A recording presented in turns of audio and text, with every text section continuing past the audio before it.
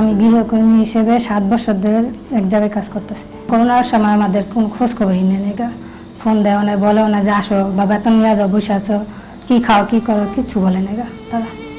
সুনিধি প্রকল্পের মাধ্যমে এই জায়গাতে আমরা সাহায্য পাইছি 2 মাস। তাদের 2 মাসে আমাদের অনেক উপকার হয়েছে। খাইয়া মনে কষ্ট লাগে অনেক, বাচ্চারা খাইতেছে, ও দেখতেছে, আমি এটা একটু কিনা দাও না, খাই, তখন দিতে পারি না, কষ্ট লাগে মনে।